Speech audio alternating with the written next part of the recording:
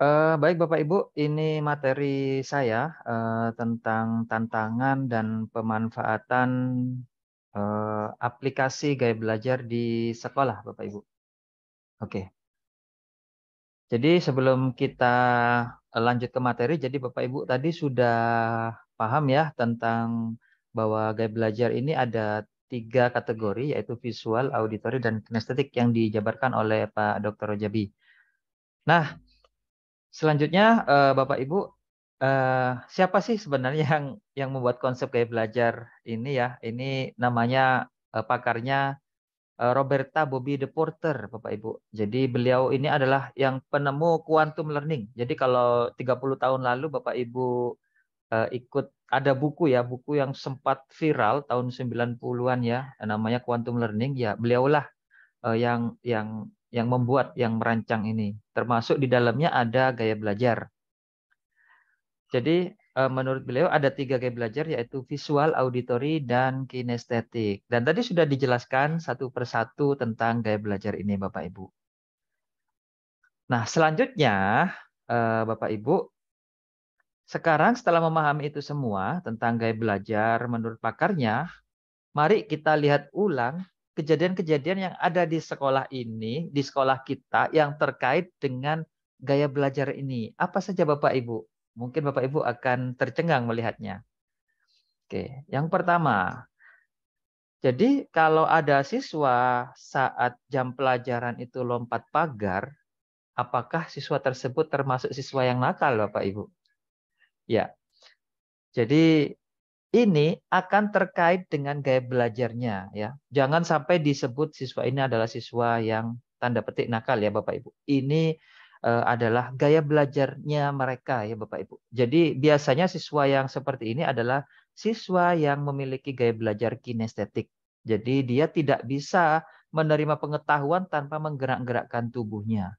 Dia tidak bisa mengekspresikan pengetahuannya tanpa melakukan sentuhan langsung, merasakan langsung seperti itu. Yang terjadi di sekolah kita, guru selalu membuat mereka harus diam, tenang, tidak boleh bersuara. Akhirnya mereka tidak menemukan tempat untuk berekspresi ya, untuk mendapatkan pengetahuan baru. Akhirnya yang terjadi adalah mereka lompat pagar. Ya, itu yang terjadi karena terkait dengan gaya belajar yang kinestetik, Bapak Ibu. Kemudian yang kedua, ada siswa nilainya itu selalu di bawah KKM. Kemudian di remedi nilainya tetap di bawah KKM. Di remedi lagi tetap saja di bawah KKM. Ini ada ya, 1, 2 pasti ada seperti itu. Biasanya ada Bapak Ibu. Nah, pertanyaannya apakah siswa yang seperti ini termasuk siswa yang tidak pintar Bapak Ibu? Ya, atau jangan-jangan ada yang perlu dikoreksi terhadap guru yang mengajarnya Bapak Ibu. Ini penting, nanti akan kita ketahui setelah kita bedah semuanya ini Bapak Ibu. Jangan-jangan bukan siswanya ya, bukan hanya dari sisi siswa, tapi ada dari sisi lingkungan, dari gurunya, semuanya bisa kita bedah dengan gaya belajar ini. Kemudian ini yang terjadi juga. Guru sering bilang, ayo semuanya duduk anteng, tenang. Tapi setelah itu yang terjadi, ada siswa yang ngomong sendiri, ada siswa yang bergerak-gerak, bahkan menggoda-goda temannya, kemudian menarik-narik bangku, dan ya mereka ramai sendiri yang ada di ujung. Ini yang terjadi Bapak Ibu. Kenapa itu terjadi? Padahal guru sudah bilang harus tenang ya. Nanti kalau ada yang bicara sendiri, kadang-kadang apa namanya, penghapus itu bisa terlempar, bisa terbang Bapak Ibu. Nah, ini jangan sampai terjadi lagi Bapak Ibu. Kenapa? Karena ada siswa yang memang tidak bisa untuk duduk lama ya. Ini terkait dengan karakteristik gaya belajar siswa. Itu yang perlu kita pahami bersama. Kemudian selama ini yang sering jadi juara kelas itu adalah rata-rata siswa yang auditori. Kenapa Bapak Ibu? Ya, karena kebanyakan guru metode mengajarnya dari semester 1 sampai mereka naik kelas itu sama terus. Sehingga hanya siswa yang memiliki kemampuan tertentu, gaya belajar tertentu yang dapat menyerap ilmu dengan optimal ya, seperti itu. Jadi beberapa siswa dengan gaya belajar visual atau kinestetik itu kesulitan dalam mendapatkan pengetahuan dari guru. Nah, kemudian Setelah kita tahu bahwa kadang-kadang banyak siswa yang juara di kelas adalah siswa auditori, tapi setelah mereka lulus kuliah, kemudian bekerja, siswa yang pintar-pintar itu jadi karyawan, Bapak Ibu. Sementara pengalaman kita yang sudah ngajar puluhan tahun, siswa yang kadang-kadang, suka rame sendiri, suka diskusi sama temannya, ternyata jadi bos ya, jadi perusahaan, dan yang pintar-pintar itu jadi karyawannya, Bapak Ibu. Mengapa ini semuanya terjadi? Ya, karena siswa yang seperti ini, biasanya mereka dapat mengoptimalkan gaya belajarnya. Banyak kejadian siswa yang di kelas itu nakal ya, suka ngomong sendiri, suka goda gurunya ya, goda maksudnya bikin usil ya. Tapi ternyata setelah mereka lulus, mereka jadi DPR Bapak Ibu, jadi orator, jadi entrepreneur seperti itu ya. Jadi orang sukses seperti itu. Kenapa? Karena juga ini semua terkait dengan gaya belajar Bapak Ibu. Nah, pertanyaannya, apakah pengajaran kita di kelas sudah sesuai dengan kebutuhan siswa kita, Bapak Ibu? Untuk tahu lebih dalam, mari kita deteksi dulu tentang gaya belajar yang ada pada diri kita sendiri ya.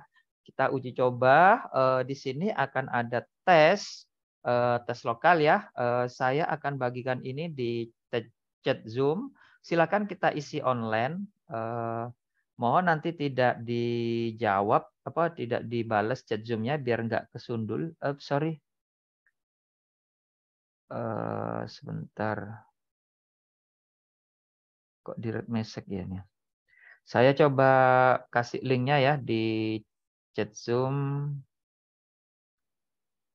Oke, mohon tidak komen-komen ya. Itu silakan ada linknya.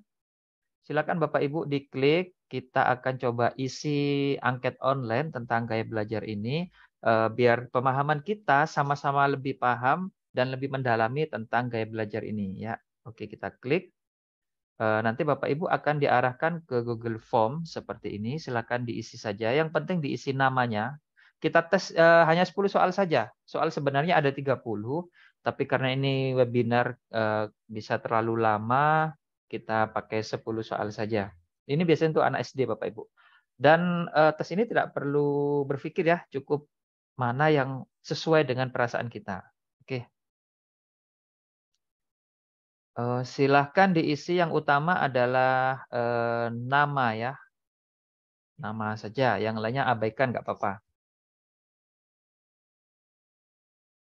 Oke, waktu pengerjaannya cuma 4 menit Bapak Ibu, silakan dimulai dari sekarang.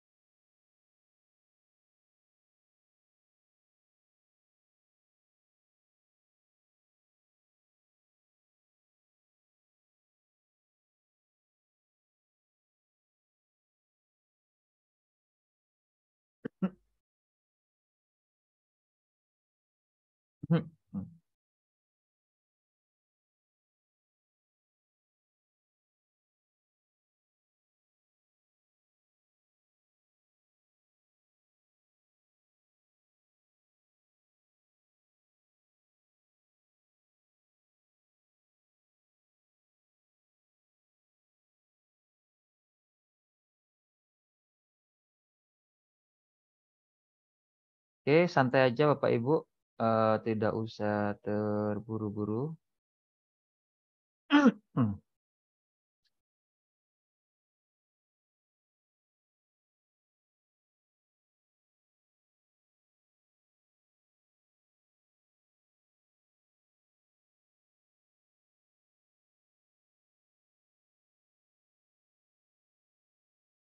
Oke, berapa yang sudah masuk? Kita lihat ini sudah 60.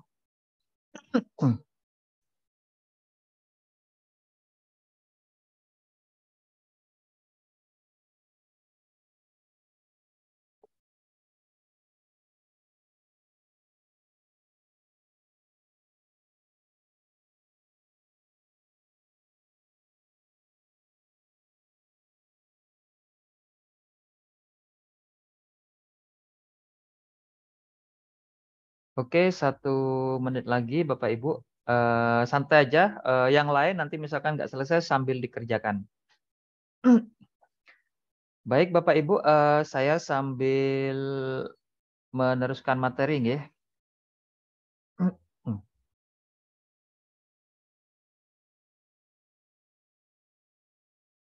Jadi itu adalah tes, gaya belajar kurang lebih untuk, mengetahui gaya belajar kita melalui tes seperti itu.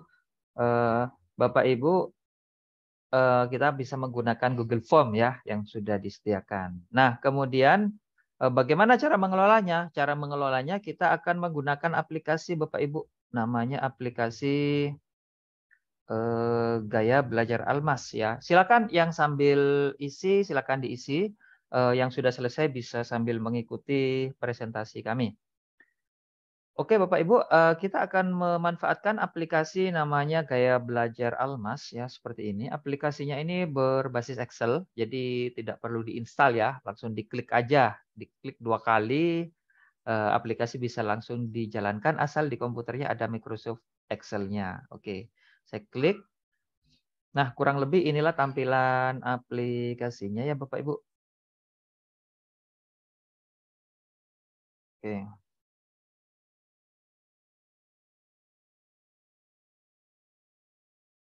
Jadi, aplikasi ini tidak bisa dijalankan sebelum kita mengaktifkan makro ya. Makro itu apa? Makro itu adalah sistem otomatis yang ada di Excel ya, yang berupa custom, bisa dibuat oleh programmer. Untuk menjalankannya Bapak Ibu, klik tombol enable content yang ada di sini. Oke. Nah, setelah kita klik, maka aplikasi ini akan menampilkan halaman menu utama ya. Halaman menu utama ini terdiri dari tombol atau shortcut menuju ke halaman-halaman lain dan, halaman menu utama ini tombol shortcut-nya sama dengan yang ada di atas seperti ini Bapak Ibu. Ya, halaman, menu utama ini bisa diakses dari tombol menu utama. Oke, jadi ini semua nanti hasilnya akan terekam dan terlihat di sini secara, per kelas ya, per kelompok seperti itu. Oke, yang pertama yang kita lakukan adalah cetak angket ya. Jadi ada banyak cara. Jadi aplikasi ini bisa pakai angket manual, pakai angket fisik yang dicetak, atau bisa juga pakai angket online seperti yang Bapak Ibu lakukan tadi ya. Oke, di sini ada logo-logo bisa kita ubah, logonya. Kemudian, angket ini sudah disediakan untuk SD itu biasanya pakai 10 aja. Untuk SMP sama, SMA atau SMK atau setingkatnya di atasnya itu kita pakai 30 soal. Nah, kalau sudah ini silakan dibagikan ke siswa, eee, jika sudah selesai diisi oleh siswa, maka kita inputkan datanya di sini, halaman input data. Nah, simpel sih sebenarnya, kasihkan angket, diisi, lalu kita masukkan, hasil isian dari angketnya. Nanti semuanya otomatis dilakukan oleh aplikasi. Oke. Nah, untuk isi data peserta di sini ada banyak cara aplikasinya nih Bapak Ibu. Jadi ada banyak cara sekali yang mungkin baru akan terdengar oleh Bapak Ibu yang pertama kali ikut webinar ini. Oke, cara yang pertama ini, yaitu secara adat ya, atau cara turun-temurun ya, atau cara tradisional, yaitu diketik langsung seperti ini ya. Ali, Budi ya, itu cara adat. Nah, cara kedua kita bisa impor data ini dari Dapodik Bapak Ibu. Silakan minta ke operator Dapodik ya. Nah, ini ada tombolnya. Nanti diekspor ke Excel, lalu di save as. Nah, seperti itu. Nanti aplikasi ini akan minta mana file Excel Dapodiknya. Nah, seperti ini lalu tekan aja, lalu nanti aplikasi dari Dapodik itu akan aplikasi ini akan mengambil data dari hasil ekspor dari Dapodik. Dan tidak perlu diubah posisi-posisi yang di Dapodik, Bapak Ibu. Biarkan saja. Nah, ini hasilnya. Kalau sudah, nanti kita pindahkan ke halaman input data. Ya, seperti ini Bapak Ibu. Jadi yang dari Dapodik ini semuanya terpindah, termasuk tanggal lahir dan lain-lain. Daripada kita ngetik, kita bisa ekspor impor data seperti ini. Nah, ini hasilnya. Sudah masuk ke dalam input data Bapak Ibu. Nah, cepat ya. Jadi nggak perlu ketik. Kemudian yang ketiga, kita bisa juga copy paste dari file Excel biasa. Misalkan sudah punya apa namanya? Sudah punya absen berbentuk Excel, jadi kita bisa copy saja, copy paste ya seperti ini. Nah, ini contoh kebetulan namanya mirip artis ya, kita pastekan di sini. Copy paste. Nah, datanya bisa langsung masuk. Otomatis Bapak Ibu. Nah, berikutnya untuk isian angketnya di sini, posisinya di sini ada informasinya. Kalau dijawab iya, maka diisi karakter sembarang apapun itu. Dijawab tidak, diisi kosong atau diisi nilai 0. Jadi kalau kosong seperti ini artinya dijawab tidak. Kalau dijawab ya silakan diisi huruf X atau huruf O atau huruf V ya, terserah. Semuanya ini dianggap jawaban iya. Ini diisi A, B, C ya kalau untuk gaya belajar. Jadi jawabannya A, B, C atau A, B atau C ya. Nah, seperti ini. Oke, cara ngisinya seperti itu saja Bapak Ibu. Simpel ya. Nah, bagaimana dengan angket yang kita lakukan secara online tadi Bapak Ibu? Ya, untuk secara online Bapak Ibu perlu diatur sedikit.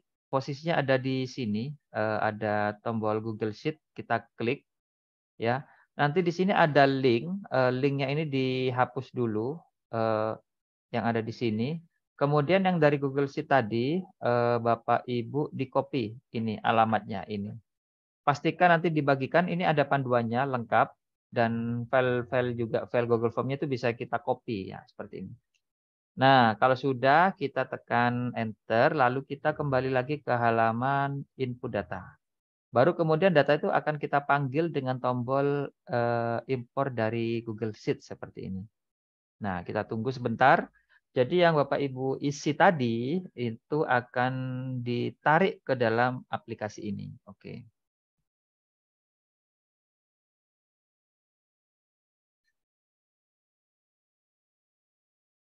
Oke, kita tunggu. Nah, sudah masuk ya Bapak Ibu. Ini jawaban dari yang Bapak Ibu isi tadi. Jadi yang pertama Bapak Ahmad Ardiansyah ini ya.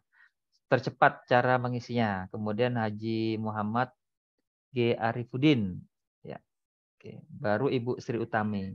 Oke, ini online jadi bisa kita ambil ke dalam aplikasi secara cepat. Nah, berapa ya kira-kira yang ngisi? Nanti kita akan ubah kolomnya. Ini kolomnya 70. Kita cek dulu di sini berapa yang sudah isi. 324. Kita buat aja 350 kolomnya. Bisa kita buat di sini. Baris 350 lalu tekan tombol oke.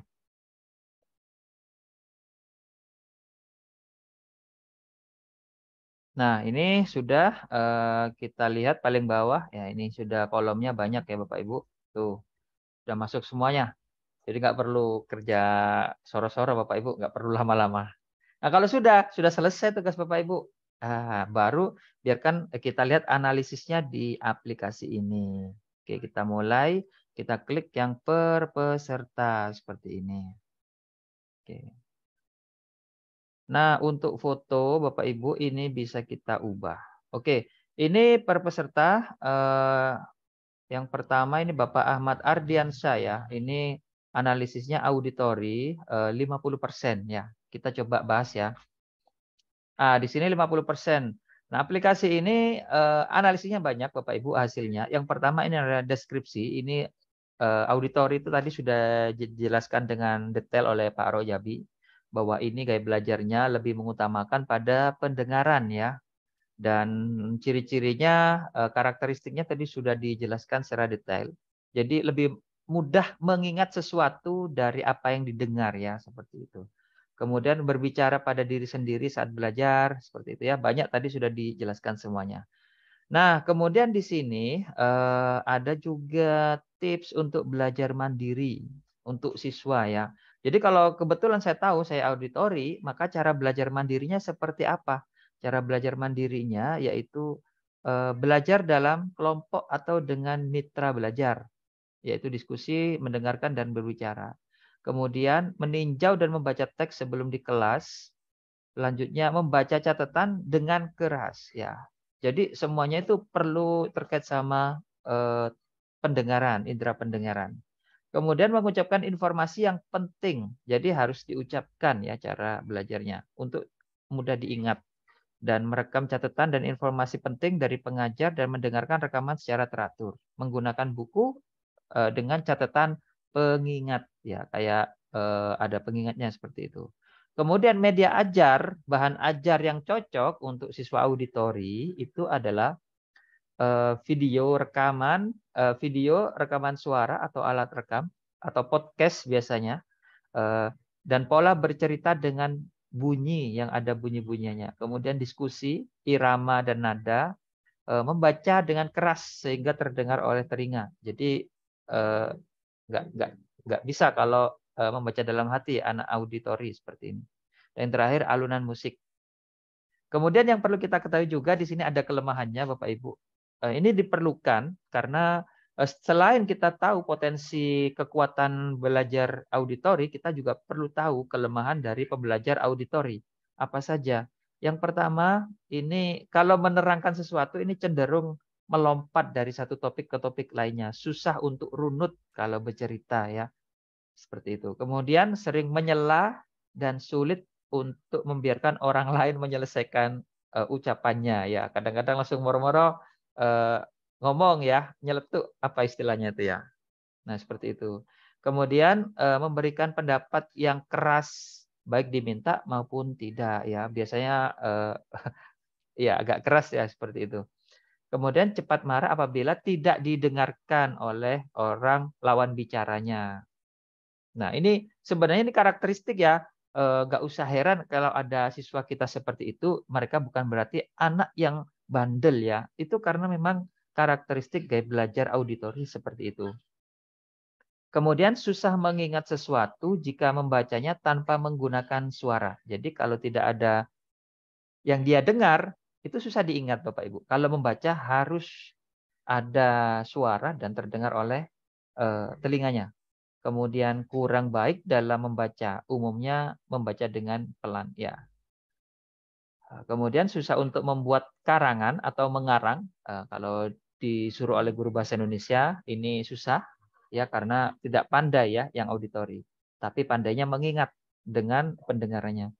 Kemudian susah diam dalam waktu yang cukup lama. Jadi kalau tadi disuruh anteng dalam waktu yang lama, itu pasti mereka akan ngobrol sendiri dengan temannya. Nggak sabar, itu kelemahannya. Dan mudah terganggu dengan keributan. Kalau belajar harus di tempat yang sepi. Ini yang auditori, Bapak Ibu. Oke. Berikutnya kita cari lagi peserta yang kedua. Ini Bapak Haji Muhammad G. Arifudin. Mudah-mudahan apa yang Bapak Ibu isi tadi itu benar-benar ada dari jawaban yang ada di pikiran kita sehingga kita bisa analisis bareng-bareng. Nah, kemudian ini 70% kinestetiknya. Jadi Bapak Ibu deskripsinya, jadi kinestetik ini adalah rasa ya, rasa dan indera perasa. Jadi terkait sama tubuh, pergerakan fisik, dan indera perasa. Ini gaya belajar, cara mendapatkan ilmu pengetahuannya seperti itu. Oke. Karakteristiknya tadi sudah dijabarkan oleh Pak Rojabi, jadi kita sekilas aja, yaitu menyenangi belajar dengan metode praktik ya. Kemudian menyukai aktivitas yang melibatkan gerakan tubuh seperti olahraga, menari, senam, pencak silat, apapun itu ya yang terkait dengan aktivitas fisik itu paling senang. Kemudian berbicaranya perlahan. Mereka lebih lebih dulu fisiknya daripada berbicaranya ya, karakteristiknya seperti itu. Ya, yang tadi sudah dijelaskan. Oke, berikutnya cara belajar mandirinya untuk yang kinestetik ini membaca cepat buku pelajaran ya, mereka sangat cepat untuk membaca. Kemudian mengelilingi sekitar sambil membaca dengan keras. Jadi kalau belajar membaca sambil membaca itu dibiarkan saja dia sambil berjalan ya seperti itu. Karena memang eh, cara memasukkan pengetahuannya itu memang harus dengan bergerakan fisik ya. Seperti itu Bapak Ibu. Termasuk juga kadang-kadang siswa kita sambil membaca itu sambil muter-muter pensil. Kadang-kadang pensil diketuk-ketukan ke meja ya seperti itu. Kalau nggak gitu ya kakinya itu diutak-utak ke bawah sampai bunyi-bunyi seperti itu. Itu memang karakteristik siswa yang kinestetik. Kenapa? Karena ini kalau dibilang orang-orang kebanyakan itu hiper ya, tapi sebenarnya bukan hiper. Itu memang karakteristik gaya belajar kinestetik Bapak Ibu. Kemudian menggunakan waktu istirahat yang teratur, ini cara belajar mandirinya ya, mendengarkan musik sambil belajar, kemudian duduk kalau bisa yang kinestetik itu ditaruh di bagian depan, duduknya di depan ya.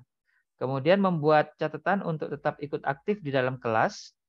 Selanjutnya memasukkan informasi ke kartu untuk belajar mengacak-ngacak kartunya, kemudian membacanya. Apa itu istilahnya? Kartu kartu ini ya, kartu belajar itu ada yang sering kita pakai. Kemudian berkunjung ke museum galeri, artinya untuk event pembelajaran seperti ini mereka sangat suka sekali. Selanjutnya meluangkan waktu ekstra di laboratorium untuk praktik.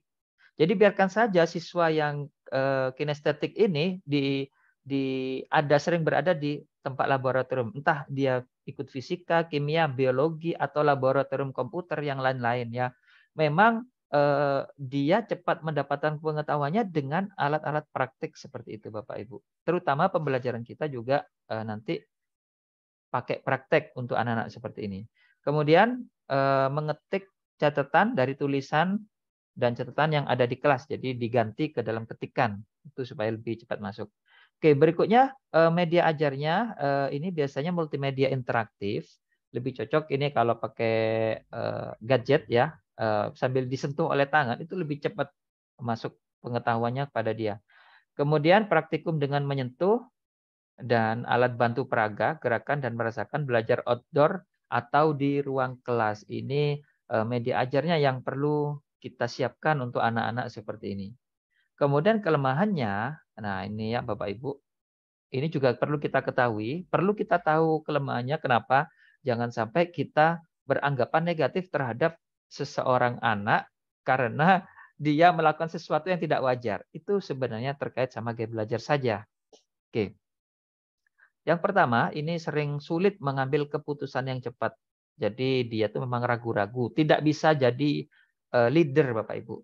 Kesulitan ya. Tapi dia akan jadi pendukung setia untuk seorang leader. Oke. Mereka bisa sangat bimbang dalam mengambil keputusan. Kalau disuruh ngambil keputusan pasti tanya temannya, ya apa enak gimana ya? Seperti itu. Kemudian kewalahan bila dihadapkan terlalu banyak pilihan. Ini nggak suka yang ruwet-ruwet. Anak yang siswa kita yang kinestetik, nggak suka yang ruwet-ruwet, yang jelimet. Maunya yang simple, tapi bisa dilakukan oleh gerakan tubuh atau perasaan. Rasa ya. Kemudian membutuhkan waktu lebih lama dalam menyelesaikan tugas. Kalau disuruh ikut cerdas cermat atau sesuatu yang cepat-cepatan, mereka pasti menyerah atau pasti kalah Bapak Ibu. Kemudian kurang baik dalam melakukan pengejaan kata, ya kadang-kadang nggak pas ya. Membutuhkan alat bantu tertentu untuk memahami suatu topik, ya perlu alat entah itu alat peraga atau apalah ya yang dalam bentuk bisa disentuh seperti itu.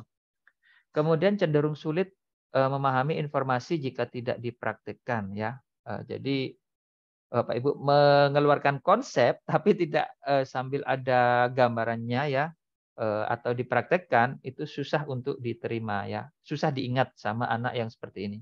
Kemudian cenderung lemah dalam hal konsep atau teori, ya pasti ya, dan mudah bosan dan frustasi saat duduk belajar dalam waktu yang lama Bapak Ibu. Jadi kalau tadi contohnya ada siswa yang disuruh duduk tenang, itu kakinya puter-puter pasti dia nggak tahan Bapak Ibu. Salah satunya juga yang ada di sini. Kalau nggak tahan duduk di sini di depan webinar ini berarti Bapak Ibu termasuk kategori yang kinestetik. Dan yang terakhir menggunakan jari telunjuk untuk menunjuk saat membaca ya. Ya, ini karakteristiknya dan ini sebenarnya kelemahan-kelemahan yang perlu kita tahu eee, bahwa nanti kalau ada siswa yang seperti ini jangan kita hukumi ya menjadi sesuatu yang kadang-kadang tidak lumrah seperti itu. Oke. Nah, tinggal satu lagi kita cari yang nomor 3 ini kebetulan Ibu Sri Utami tadi yang pertama apa ya? Yang pertama auditori, oh sudah. Berarti kita cari yang visual. Nah, oke ini Ibu Zulia Awaliana Musliha. Nah, visual ini yang paling banyak ya, Bapak Ibu. Visualnya 50% dan kinestetik 40%, tapi kalau presentasinya sedikit gini biasanya kemampuannya sama, mirip ya. Jadi memiliki kemampuan visual dan kinestetik. Oke. Nah, yang visual ini karakteristiknya itu berfokus pada penglihatan Bapak Ibu. Jadi, apapun yang difokuskan itu selalu dengan mata ya. Belajarnya lebih cepat dengan melihat, tidak dengan mendengar. Dan ini kebalikan dari yang auditori.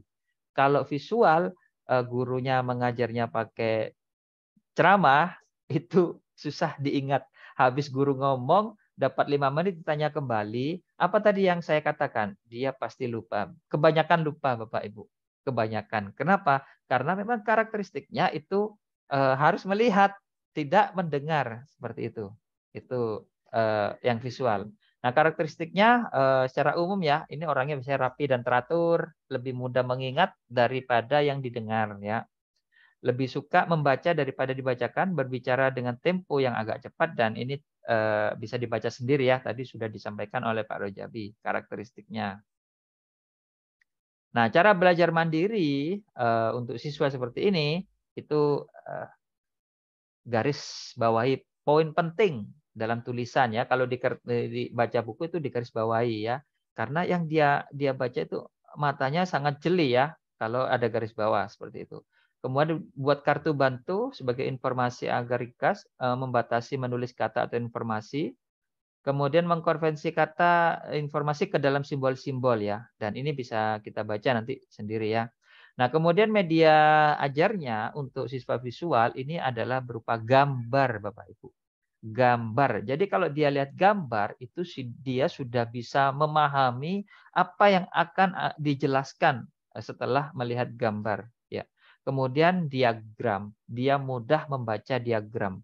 Kalau anak yang kinestetik atau auditori dikasih diagram, dia bingung cara menafsirkannya. Dikasih diagram seperti ini, kalau orang visual dalam waktu 1 detik dia sudah paham. Tapi kalau anak kinestetik atau auditori, dia perlu mempelajari dulu.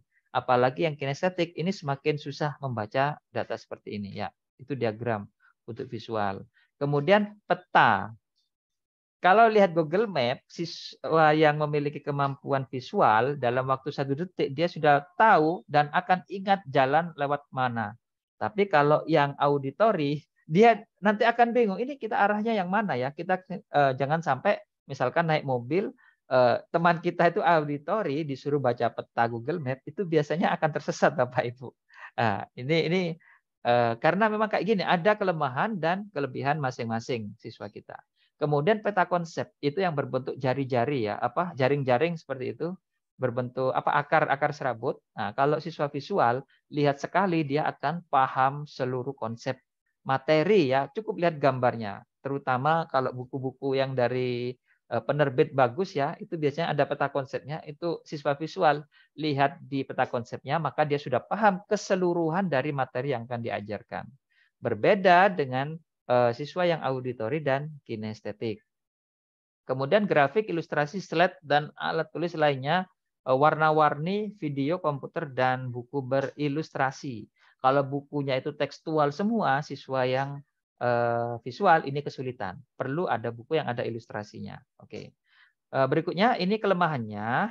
Nah, ini Bapak Ibu yang perlu diperhatikan anak visual. kelemahannya ini tidak sabaran mendengarkan perincian. Jadi kalau Bapak Ibu menjelaskan secara detail, nggak sabar dia. Dia pengennya apa sih garis umumnya, apa sih kesimpulannya, apa sih segera gitu. Mungkin karena di depan adalah guru, mereka nggak akan berani bilang. Tapi kalau sama temannya, temannya terlalu bicara bertele-tele secara detail, dia nggak suka seperti itu ya. Nah, kemudian tidak sabar dengan orang lain karena biasanya sering terburu-buru. "Oh, saya terburu-buru," ya. Jadi kalau lihat siswa, "Oh ya, kita nanti segera jam ini ke sini, jam ini ke sini, nanti jadwal saya ke sini." Itu sudah diketahui bahwa itu adalah visual ya, Bapak Ibu. Kemudian susah belajar dalam suasana yang ramai, ribut, dan banyak gangguan.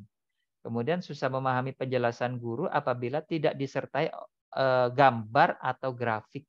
Ya, ini yang terjadi Bapak Ibu di kelas kita, guru kalau itu metodenya ceramah, ngomong di depan hanya ngomong dari semester 1 sampai naik kelas, siswa visual ini kemungkinan untuk menyerap ilmu pengetahuannya itu hanya 30% Bapak Ibu. Mereka akan kesulitan mengingat. Tapi kalau guru pakai PowerPoint atau pakai gambar-gambar ilustrasi di papan, dia akan cepat ingat ya, seperti itu. Ini kelemahannya. Jadi jangan dianggap siswa yang kalau kita nerangkannya dengan metode ceramah, terus kita tanya dalam waktu 5 menit sudah lupa, itu jangan disalahkan dia tidak pintar, jangan Bapak Ibu. Atau jangan-jangan metode kita yang tidak memahami gaya belajar anak tersebut, seperti itu. Oke, seringkali ini yang lainnya, seringkali mengetahui apa yang dikatakan, tetapi kurang pandai memilih kata-kata. Kalau berbicara itu cepat ya, tapi kadang-kadang nggak bisa direm dan itu kadang-kadang di luar kendali pikirannya, seperti itu. Oke, kurang suka berbicara lagi ya, anaknya biasanya lebih diam. Kemudian membutuhkan lebih banyak waktu untuk memahami informasi yang diberikan dan biasanya sukar mengingat informasi yang diberikan secara lisan. Jadi kalau ditanya ke orang, "Pak, kemana jalan menuju museum?" Kalau orang yang memberi petunjuk, "Nanti lurus, belok kanan, belok kiri, itu depannya Indomaret ada museum." Ini lupa biasanya yang visual. Tapi kalau yang auditori dikasih petunjuk seperti itu, mereka akan ingat. Ya, seperti itu. Nah, kalau anak visual lihat peta Google Map, lihat sebentar dalam waktu 2 detik, dia akan tahu, oh nanti belok kiri, belok kanan, tanpa Google Map pun dia hafal, ya, seperti itu. Jadi ada kelemahan dan kelebihan setiap gaya belajar siswa. Nah, demikian Bapak Ibu, eee analisis dari ini. Kita contoh, jadi aplikasi ini juga bisa nanti kita buat PDF, kita cetak aja, hasilnya ini, misalkan cetak dari nomor 1 sampai nomor 4 ya. Jadi ini bisa kita bagikan ke siswa, akan di-generate PDF oleh aplikasi secara otomatis sebagai laporan ya, untuk siswa kita dan ini penting, mereka harus tahu ini bahwa gaya belajar saya ini, kelemahan saya ini, kelebihan saya ini, maka apa yang harus saya lakukan adalah seperti ini. Belajar mandirinya seperti ini, belajar sama gurunya seperti ini. Nah, itu pentingnya Bapak Ibu. Nah, ini contohnya ya.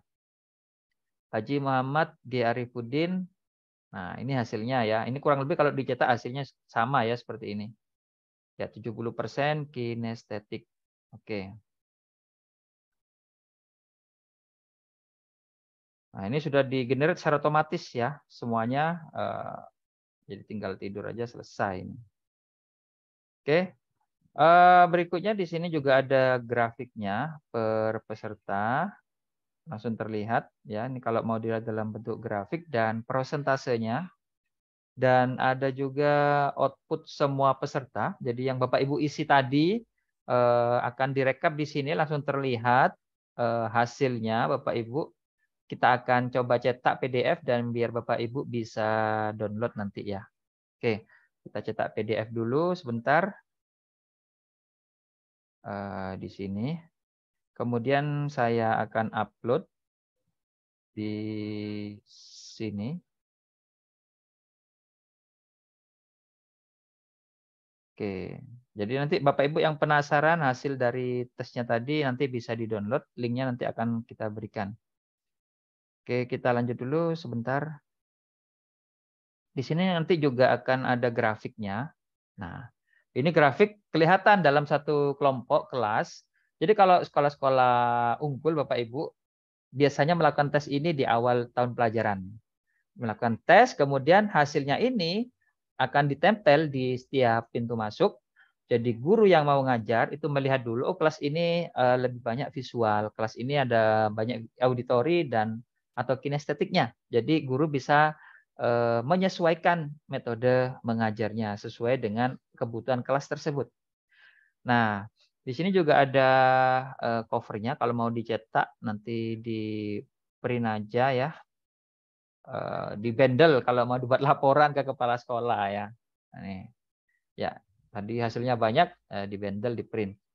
Nah, berikutnya di sini juga ada konsepnya kalau mau mendalami tentang gaya belajar jika sebelumnya belum pernah, aneh apa itu gaya belajar, ya baca-baca aja di sini juga ada keseluruhan tadi, ada tips mengajarnya juga yang disampaikan oleh Pak Rejabi ya, dan lain-lain ya, termasuk karakteristik belajar mandiri semuanya, dianalisis, bisa dibaca-baca di aplikasi juga. Nah, seperti ini.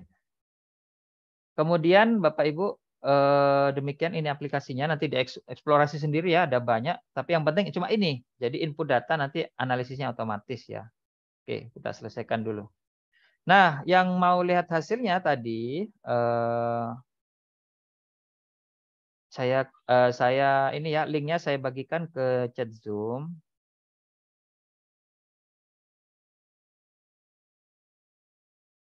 Mana ya? Oke, ini hasilnya. Silakan diklik kalau penasaran dengan hasil dari jawaban Bapak Ibu tadi ya.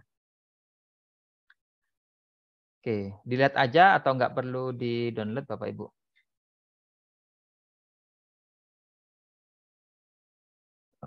Oke, sudah Bapak Ibu, sambil dilihat. Nah, setelah tahu sekarang cek Bapak Ibu hasilnya apa. Kalau visual ini ciri-ciri umumnya yang perlu diketahui ya. Nah, karena kita sudah praktek. Tadi cara menginput angketnya ya. Nah, sekarang kita lihat kalau hasilnya visual, ini karakteristik umumnya. Suka mencoret-coret ketika belajar ya. Biasanya bukunya itu di belakangnya banyak coretannya. Uang dicoret-coret ya. Kemudian berbicaranya cepat. Eh, saya dulu sebenarnya visual, tapi karena kita latih, kita sudah tahu bahwa kelemahan visual itu terlalu cepat ngomongnya, maka perlu dilatih bahwa ini kelemahan kita. Perlu dibuat itu menjadi sebuah kekuatan. Kemudian lebih suka membaca peta daripada mendengarkan penjelasan. Ini karakteristik umumnya sudah. Kemudian Bapak Ibu yang auditori, suka bicara sendiri biasanya. Ada misalkan ikut webinar, itu kalau ada temannya di sebelahnya pasti ngomong ya. Gatel pengen ngomong, suka kadang-kadang pokoknya pengen berbicara lah intinya. Kemudian lebih menyukai ceramah atau berdiskusi daripada disuruh membaca buku. Dan yang terakhir, lebih suka berbicara daripada disuruh menulis. Ya, lebih enak langsung ngomong seperti itu. Dan yang terakhir, ini yang kinestetik, jadi berpikirnya jadi lebih baik saat bergerak atau sambil berjalan ya. Kemudian banyak bergerak saat berbicara. Kalau lagi berbicara ini sambil bergerak, harus sambil bergerak. Dan yang terakhir, sulit duduk lama.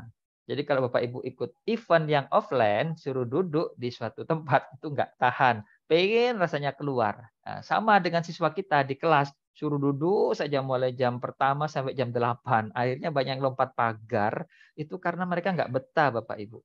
Pembelajaran kita itu terlalu kaku ya. Maksudnya harus kayak gitu aja. Kalau bisa dibuat variasi ya.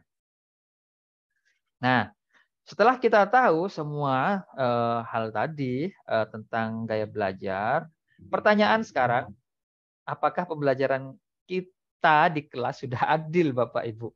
Ya, apakah sudah sesuai dengan kebutuhan gaya belajar siswa? Atau jangan-jangan dari semester 1 sampai kita naik kelas, ya monoton gitu aja. Kalau diskusi, diskusi aja. Atau yang suruh menulis, menulis saja ya. Itu pengalaman kita ya waktu kita dulu sekolah ya. Nggak tahu kalau sekarang Bapak Ibu guru sudah hebat, sudah banyak metode pembelajarannya pasti sudah bervariasi. Nah, pertanyaannya Bapak Ibu sudah memiliki banyak pengetahuan tentang belajar menyenangkan, bervariasi ya, belajar macam-macam itu.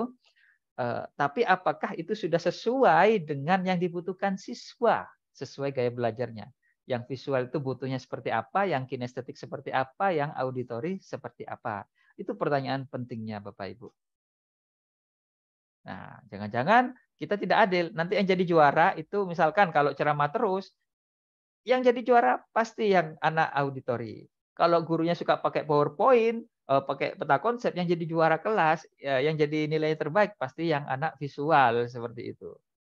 Nah, oke, kita lanjut.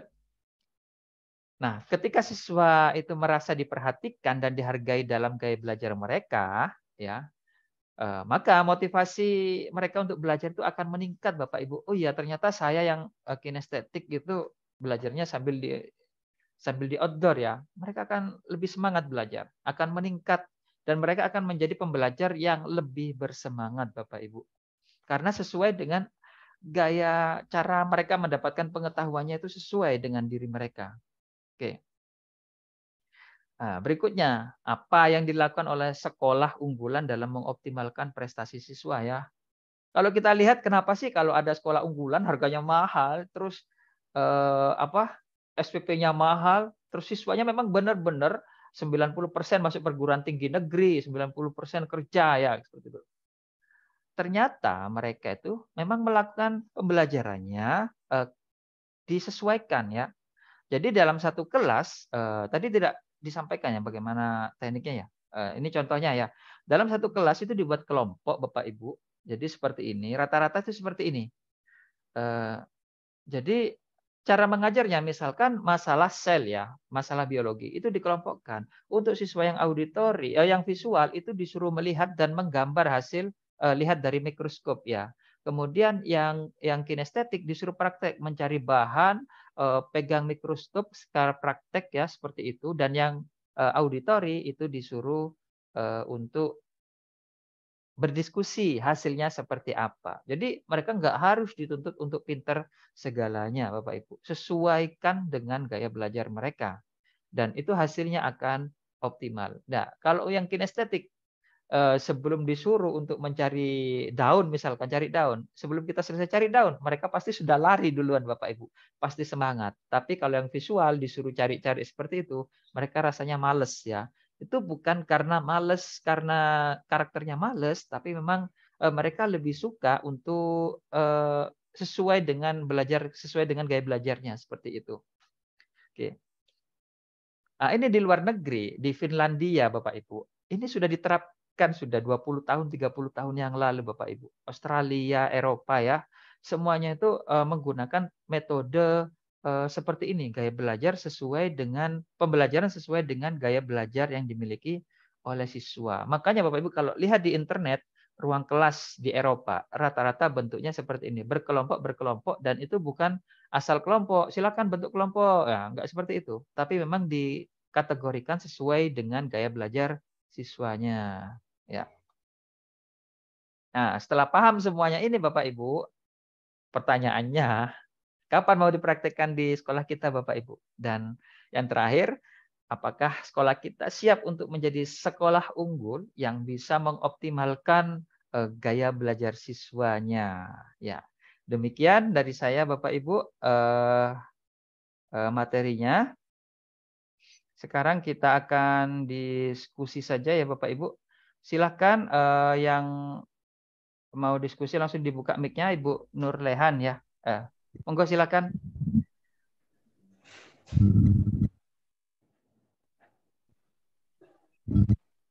Ya, monggo silakan siapa saja yang mau diskusi langsung dibuka mic-nya. Saya mungkin Oke, silakan Ibu Sri Utami.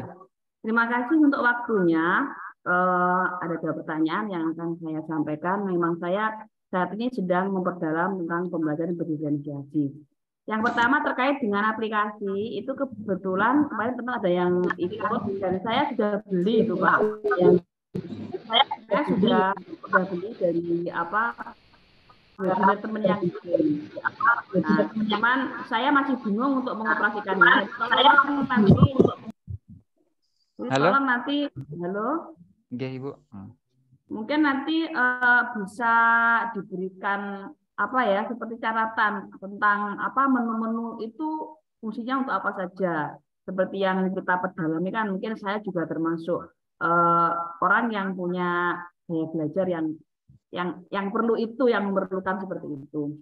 Terus yang kedua, ketika kita sudah mengetahui gaya belajar dari siswa, dan kita akan melaksanakan diferensiasi.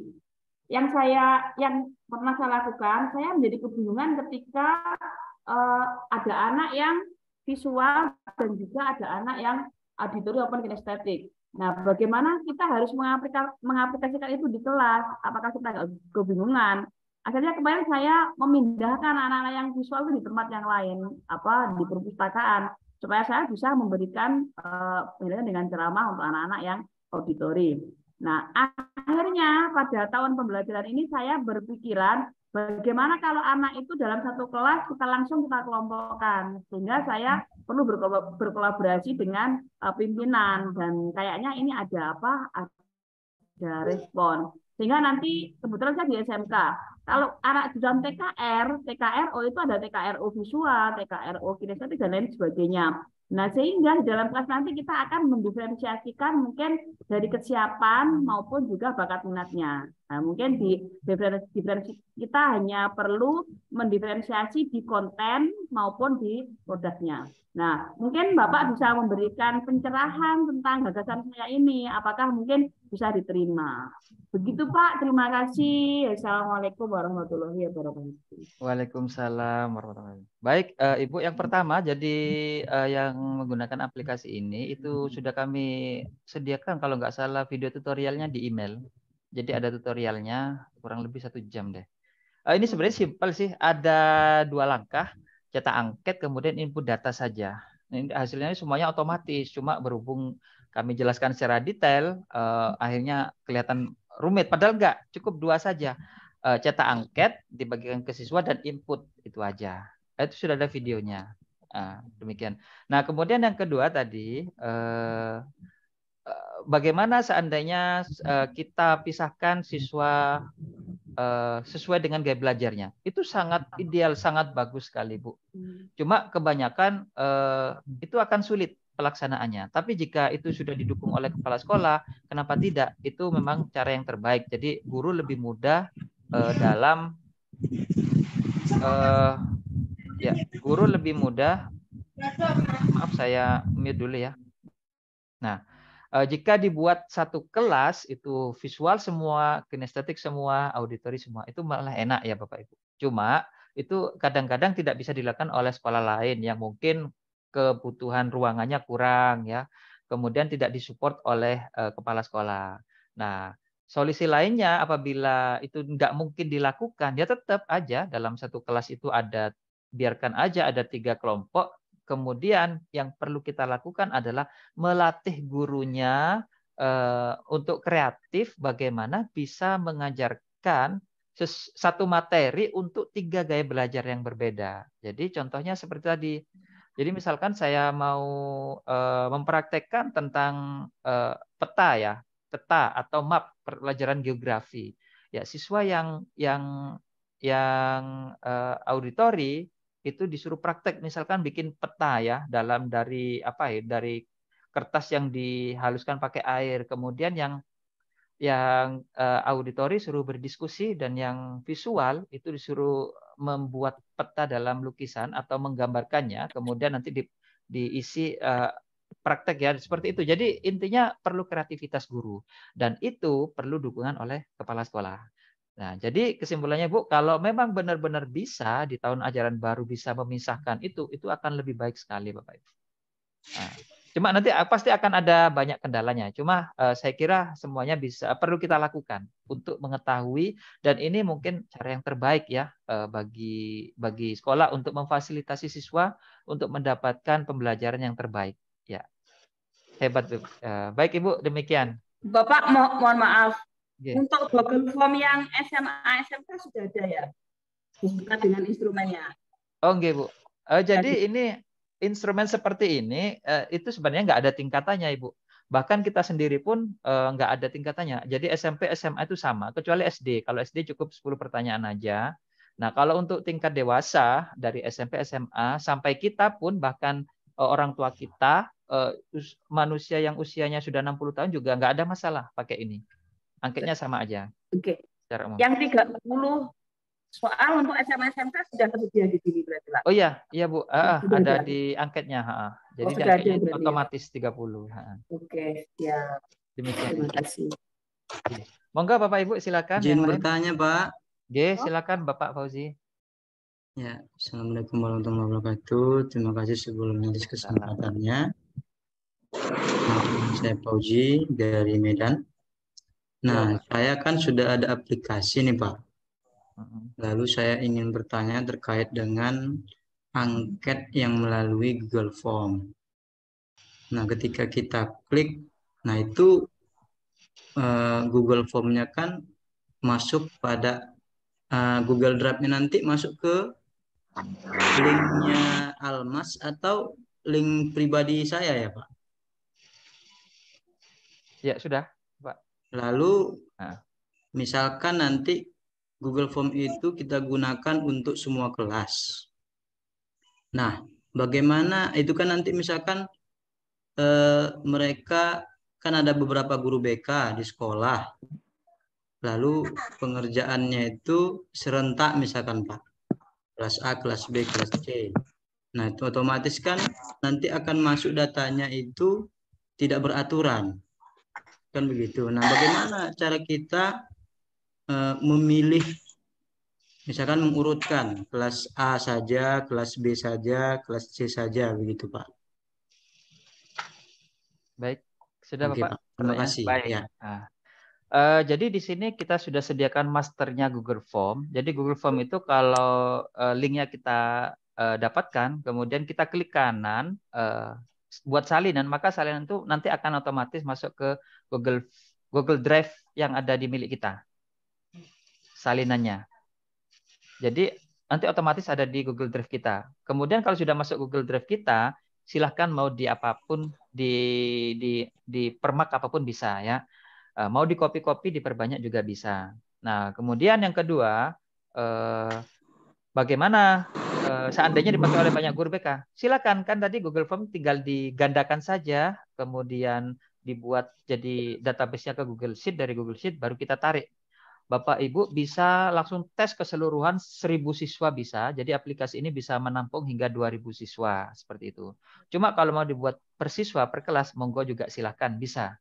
Dan misalkan tadi saya contohkan di sini input datanya ini dari Google Sheet ya Bapak Ibu, di sini klik.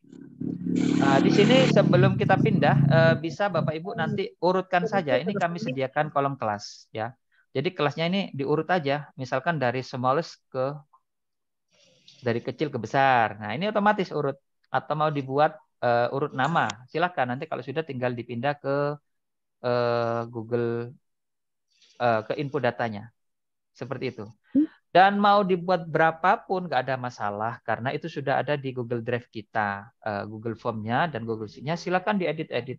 Yang penting nanti link-nya aja dimasukkan ke sini. Itu aja. Jadi aplikasi ini bisa manggil dari mana saja. Demikian ya Bapak. Ya. Monggo silakan Bapak Ibu. Halo, Assalamualaikum warahmatullahi wabarakatuh. Waalaikumsalam warahmatullahi wabarakatuh. Ya. Saya Rasna Pariani dari Kota Palopo, Sulawesi Selatan. Ini saya punya 2 pertanyaan. Pertanyaan pertama itu mungkin sedikit menyampaikan di pengalaman melakukan diferensiasi di dalam kelas untuk gaya belajar yang berbeda. Kalau saya secara pribadi selama ini itu ketika menjelaskan materi ke siswa itu sudah dibagi berdasarkan gaya belajar. Lalu pada saat menjelaskan itu menggunakan media seperti LCD, video dan lain sebagainya agar semua kebutuhan itu kebutuhan setiap siswa tercapai sesuai dengan gaya belajar. Kemudian pada saat pemberian tugas kelompok atau tugas mandiri itu berbeda sesuai belajar. Menurut Bapak, apakah hal itu bagus dan mendukung begitu? Kemudian pertanyaan yang kedua mengenai menjawab angket di Google Form. Tadi saya juga ikut menjawab angket, cuman di beberapa pertanyaan saya ragu begitu. Kan ada pilihan A, B, dan C. Saya merasa A Saya juga merasa C. Apakah ketika di Google Form-nya dikasih ke siswa, apakah siswa boleh memilih lebih dari satu pilihan atau tidak? Itu saja mungkin. Ya, oke, langsung ya Bu ya. Tadi untuk soal yang pertama jawabannya sangat bagus Ibu. Jadi itu patut untuk dijadikan guru teladan Bu. Kenapa? Karena tidak semua guru itu mau. Karena tidak semua guru itu mau untuk melakukan pembelajaran sesuai dengan gaya belajar. Kenapa? Karena mereka mungkin masih belum memahami tentang konsep dan makna dari gaya belajar itu. Bagaimana pentingnya gaya belajar ini.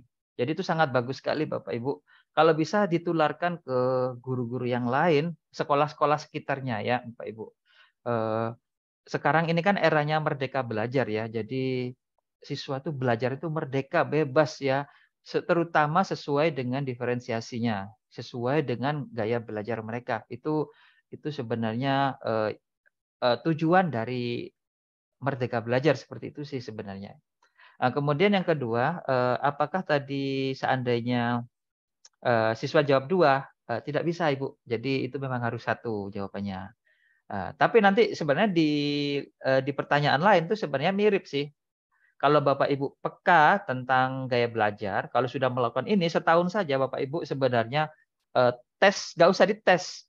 Bapak Ibu lihat siswa di depannya, jadi kalau dia berbicaranya kelihatan ciri-cirinya ya. Contohnya, kalau dia siswa bilang, bagaimana barang ini? Kalau dia jawabnya gini, kelihatannya barang ini bagus, maka dia visual.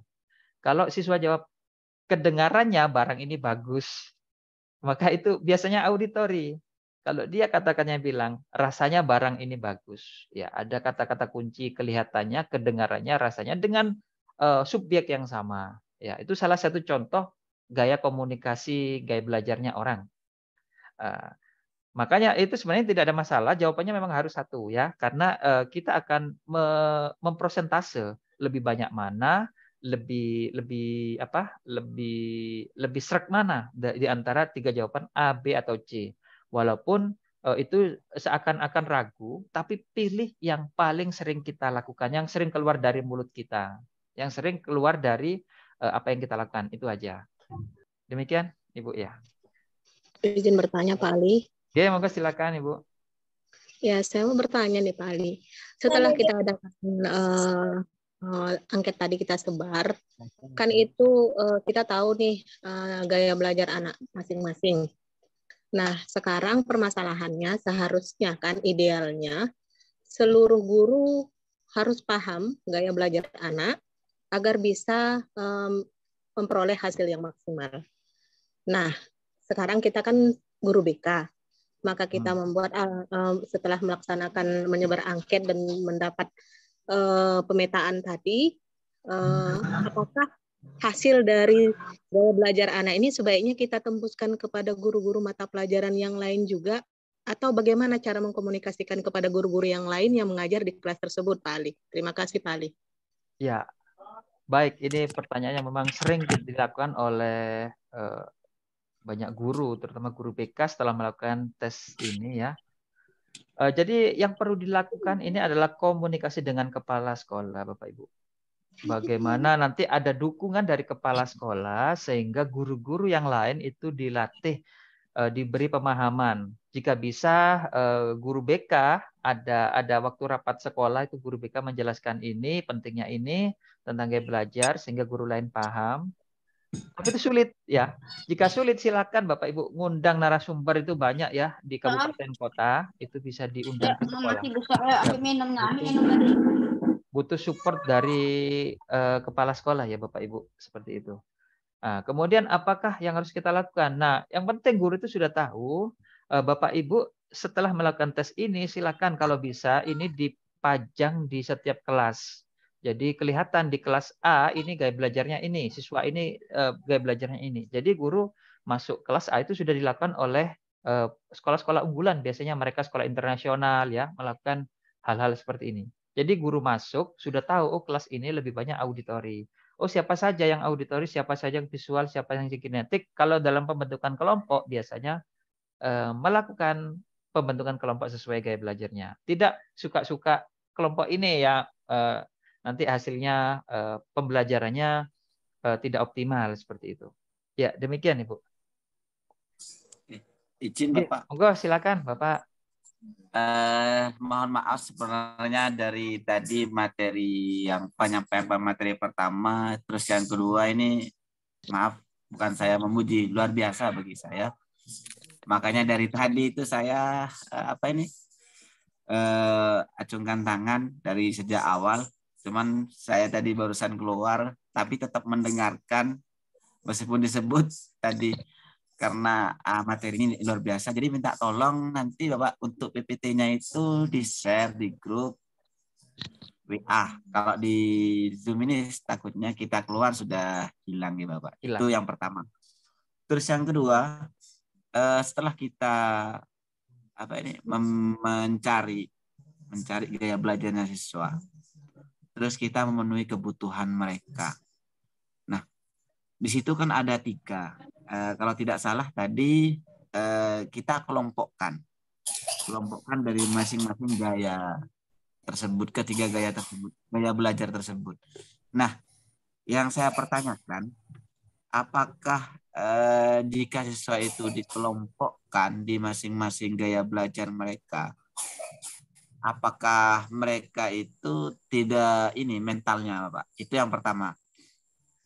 Mentalnya itu tidak down gitu. Oh, ini saya bagi-bagikan gitu. Nah, itu yang pertama. Terus yang kedua, kita kan sudah membagikan, kita sudah memenuhkan kebutuhan belajar. Apakah kita ini memberikan materi itu per kelompok, Pak? Contoh misalkan ada auditori, kita berikan yang auditori.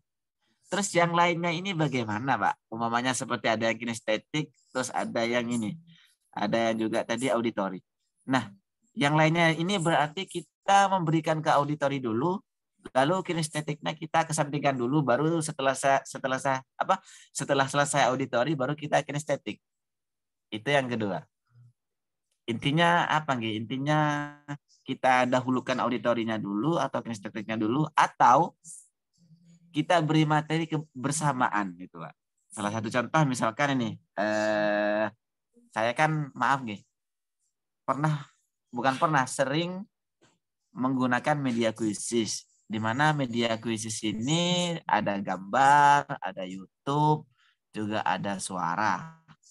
Nah, jadi kita itu tidak menjelaskan secara satu persatu gitu, Pak.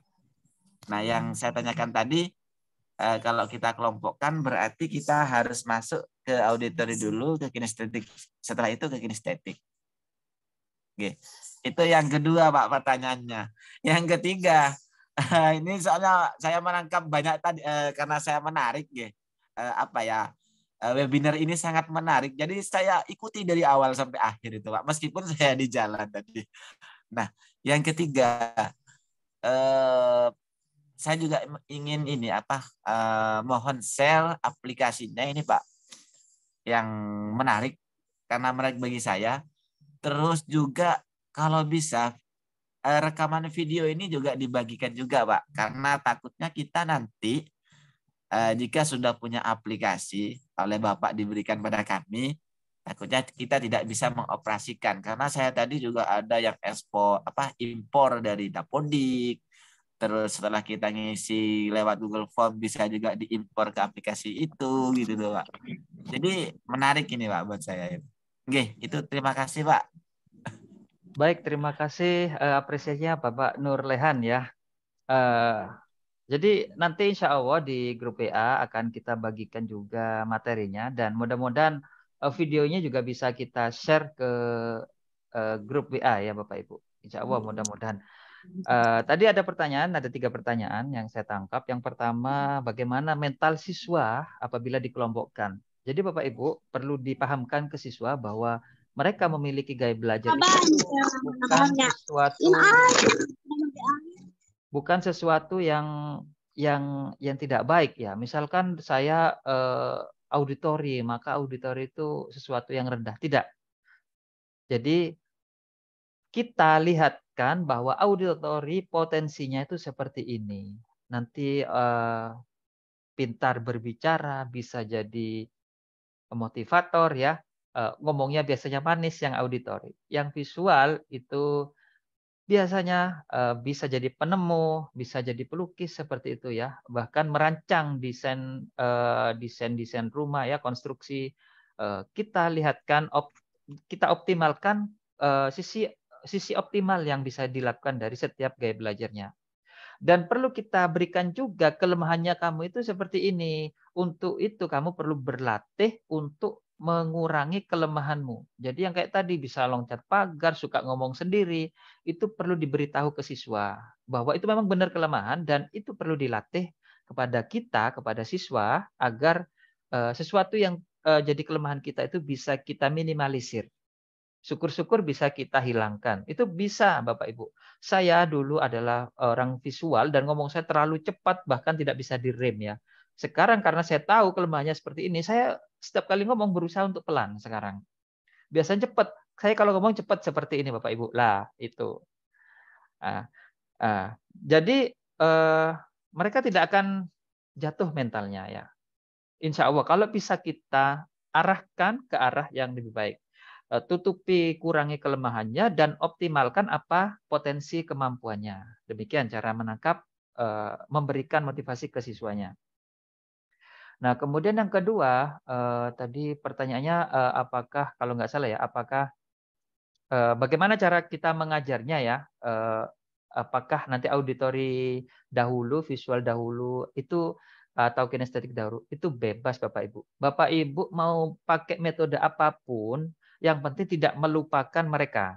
Kalau bisa tiga-tiganya dapat. Jadi misalkan pakai pembelajaran jigsaw, monggo silakan pakai jigsaw dulu, nanti pendalamannya bisa berbeda-beda pada setiap kelompok belajar. Mau pakai pembelajaran outdoor ya bareng-bareng, mau pakai slide itu yang kalau pakai slide itu yang diuntungkan memang siswa yang visual. Monggo silahkan, tapi nanti pendalamannya itu diarahkan yang berbeda-beda. Monggo mau pakai ceramah, silahkan ceramah berbicara pakai suara saja ya, berbicara saja ya, cara tradisional. Monggo, tapi itu yang diuntungkan adalah siswa yang auditori saat pemaparan. Tapi nanti saat pendalaman materi atau pemahaman, nah itu silakan kalau bisa Bapak Ibu siswanya diarahkan sesuai dengan kemampuan masing-masing agar pengetahuan yang didapat itu optimal. Jadi setelah Bapak Ibu berbicara seperti itu, yang visual suruh mereview kembali ya dengan melihat buku dan gambar-gambarnya. Yang auditori langsung bareng-bareng suruh berdiskusi sama temannya. Yang kinestetik, monggo silakan caranya bagaimana ya. Tergantung mata pelajarannya berbeda-beda. Nah, nggak harus dari awal sudah langsung terpisah, enggak. Tetap silakan diterangkan dulu awalnya seperti apa, Bapak Ibu maunya seperti apa, mau langsung diskusi silakan, mau pakai metode outdoor atau pakai praktik langsung silakan, tapi pendalamannya nanti Bapak Ibu lebih baik itu mereka memiliki hak yang sama dalam pemahaman ke dalamnya seperti itu. Jadi itu yang disebut keadilan ya Bapak Ibu. Nggak mungkin dari awal kita langsung kalau yang visual nanti harus pakai PowerPoint, yang auditorik kita ngomong ya itu nggak mungkin terjadi seperti itu Bapak Ibu.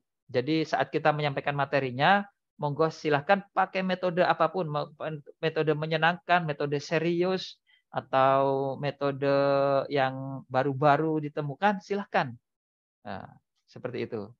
Tapi jangan lupa bahwa mereka nanti di pemahaman pendalamannya, kita yang perlu kreatif ya. Kira-kira kalau yang auditori seperti apa model pemahamannya, atau model tesnya seperti apa ya. Pendalaman kan bisa jadi tes, atau melakukan review ulang ya, atau berdiskusi seperti itu. Tadi saya lupa ya, ada 3 pertanyaan. Kalau nggak salah yang pertama, kedua, dan ketiga. Ketiga tadi videonya ya. Ya, video insya Allah mudah-mudahan kita bisa share nanti ya di grup WA. Ya, demikian Bapak. Nah, monggo. Monggo Bapak Ibu silakan. Halo. Halo Pak. Halo Bapak. Monggo. Pak, Bapak Miru. Bapak ya, Miru Bastian. Dari Maluku Barataya Pak. Ya, silakan Bapak. Ya Pak, ini terkait materi yang diberikan sangat bagus sekali Pak. Saya sangat berterima kasih. Ya, terutama kami di daerah Maluku, daerah terpencil masih sangat kekurangan dengan perlengkapan BK itu sendiri, terutama aplikasi. Yang saya tanyakan, apakah aplikasi ini dia berbayar ya Pak? Kalau dia berbayar, saya ingin mengecek harganya, biar nanti saya beritahu ke pihak sekolah, karena pihak sekolah juga sangat mendukung untuk pengembang aplikasi BK di sekolah juga Pak. Terus yang menjadi pertanyaan saya berikutnya terkait dengan aplikasi ini Pak. Ketika siswa kita berikan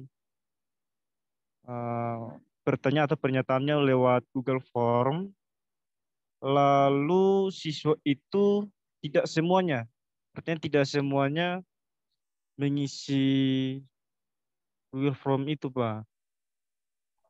Apakah nanti ketika diinput masuk di aplikasi tidak bermasalah, artinya nanti namanya tidak beraturan, terus mengganggu juga keadaan aplikasinya begitu Pak. Artinya tidak semua siswanya itu mengisi pertanyaan atau pernyataan itu Pak. Terus Pak, yang berikut menjadi pertanyaan saya juga, bagaimana, apakah pernyataan itu sudah ada di dalam aplikasi, lalu apakah perlu kita buat lagi Google Form tersendiri, lalu di-copy lagi Pak? Itu saja yang menjadi pertanyaan saya Pak. Terima kasih Pak. Baik, terima kasih Bapak. Untuk masalah aplikasi kita bahas nanti ya di belakang. Nah, tadi ada pertanyaan bagaimana kalau ada siswa yang tidak menjawab. Enggak apa-apa, nanti bisa disusulkan. Jadi ini bukan seperti data Dapodik yang data-data isian ujian nasional yang harus diisi lengkap ya. Nanti kalau nggak lengkap nggak. Satu siswa memang ada kadang siswa kita nggak pernah masuk sekolah ya, nggak akan ada masalah. Nanti tinggal disusulkan aja, ditambahkan aja seperti itu. Kemudian Google Form-nya ini sudah ada soalnya, sudah kita sediakan template-nya dan tinggal di-copy saja dan tinggal dipakai aja. Cukup ikuti instruksinya, nanti di-copy ke drive kita, link-nya itu dibagikan ke siswa, itu aja. Nanti langsung bisa kita tarik jawabannya ke sini. Jika memang di sekolah tidak boleh pakai HP, silakan pakai cara tradisional, yaitu ini dicetak fisik juga bisa angketnya. Seperti itu. Dan soal-soalnya sudah tersedia, disediakan di sini, sudah tinggal pakai saja. Instan ya istilahnya, sudah siap pakai di sekolah. Ya. Demikian Bapak, untuk masalah aplikasi kita bahas di belakang nanti. Oke. Ya Pak, terima kasih Pak. Monggo, Bapak Ibu, saya kira sudah selesai ya. Apa sudah? Izin Pak. Oke, silakan. Mungkin 2 pertanyaan lagi ya Bapak Ibu, biar nggak terlalu malam. Kasihan guru-guru yang di Papua ya, sudah jam 12. Oh iya Pak. Oke, monggo silakan. Terima kasih atas kesempatannya Pak. Oke, dengan siapa ini? Ini dengan Mbak Yarham Pak, dari Sumatera Barat. Oke, Bapak. Oke, Pak Yarham, silakan. Mohon izin ya Pak. Ini terkait aplikasi nih Pak. Saya kan baru melihat juga ini aplikasi untuk melihat gaya belajar anak ini. Ini kira-kira boleh tahu Pak, ini kira-kira di mana kami bisa mendapatkan aplikasi ini? Itu aja Pak. Terima kasih. Monggo, baik. Yang lainnya Bapak Ibu? Satu lagi tadi Ibu siapa mau tanya? Ya, malam Pak. Oke, malam Ibu Wita. Iya, saya tertarik tadi ada pernyataan kita perlu tahu kelemahan dari gaya belajar yang di aplikasi sudah tertera ya Pak ya, kelemahan-kelemahan itu. Saya pengen bertanya Pak, kira-kira dari kelemahan ini kan seorang anak tentu dia pengen berubah gitu Pak. Nah, ketika dia sudah mengalami perubahan atau melakukan perubahan, apakah kemudian gaya belajar anak tersebut akan berubah gitu Pak? Tadinya dia misalnya kinestetik, oh ya saya rasa saya ini sering mengganggu jadinya kesannya gitu ya kan Pak. Nanti dikira teman, apalagi saya semakin naik kelas, semakin tinggi level saya, kalau saya seperti ini terus kayaknya nggak mungkin deh. Mungkin seperti itu ada anak berpikir. Nah, apakah nanti kemudian seiring waktu gaya belajar ini dapat berubah, Pak? Mohon Pak pencerahannya lah gitu, Pak. Terima kasih, Pak. Ya. Baik, terima kasih Bu Wita. Jadi langsung aja saya tanya, saya jawab ya, sorry. Jadi gaya belajar ini sebenarnya bawaan lahir ya Bapak Ibu. Ciri-cirinya waktu kita kalau sudah punya anak bayi, usia saat dia sudah mulai belajar, usia berapa bulan ya, mulai belajar berbicara, belajar merangkang, kita bisa lihat sebenarnya. Kalau kita ajak ngomong, siswa itu menatap kita, itu biasanya kemungkinan gaya belajarnya adalah visual. Kalau kita ajak ngomong siswa itu selalu seperti ini, telinganya dihadapkan ke kita, dia adalah auditori. Rata-rata perempuan itu Bapak Ibu banyak yang auditori ya. Kadang-kadang rambutnya diginiin itu sebenarnya bukan apa, dia itu telinganya diarahkan untuk mendengar lebih fokus ya. Itu kebanyakan auditori itu. Yang kinestetik ya kalau diajak ngomong dia pasti datang ke kita, bayi kita itu ya. Nah, itu sebenarnya bawaan lahir sudah kelihatan gaya belajar. Nah, pertanyaannya apakah nanti bisa berubah? Jawabannya bisa, tapi nanti tidak dalam waktu 1 malam. Proses bisanya itu sambil kita latih. Jadi kalau misalkan ada anak yang visual, kemudian dia pengen juara 1, tapi ternyata siswa juara 1 adalah auditori, dia akan berteman sama siswa auditori, Bu. Jadi dia akan terus meneliti si auditori ini. Bagaimana sih belajarnya? Ternyata belajarnya gini. Dia tiru terus, dia berteman, pengen meneliti.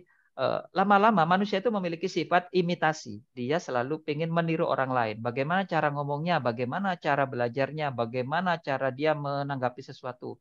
Lama-lama pasti kita bisa berubah. Coba Bapak Ibu buktikan sendiri. Berteman sama penjual minyak pasti ikut harum. Berteman dengan yang seperti ini pasti ikut. Ya, itu bisa berubah. Tapi prosesnya 1 tahun, 2 tahun agak lama waktunya. Itu perlu berlatih. Dengan syarat kita sadar bahwa kita itu gaya belajar visual, kelemahannya ini, pengen jadi auditori, maka harus melakukan ini, seperti itu. Itu biasanya akan berubah secara perlahan-lahan. Tapi jika berubah itu bukan berubah Bapak Ibu, tapi meningkatkan apa ya? Misalkan kita visual 70%, kita belajar sama si A, itu bukan berarti visual kita berubah, tapi kita akan menambah persentase yang kinestetik, yang auditori. Jadi kalau awalnya visual 70, auditorinya 0, maka jika kita berteman dengan yang lain, maka auditorinya itu bisa meningkat. Demikian. Dan syukur-syukur itu bisa kita seimbang semua. Itu adalah siswa yang hebat Bapak Ibu. Apabila gaya belajarnya itu tiga-tiganya seimbang. Enaknya apa kalau siswa kita sudah seimbang, kita mau ngajar dengan metode apapun, dia bisa menerima pengetahuan dengan mudah. Demikian ya Ibu.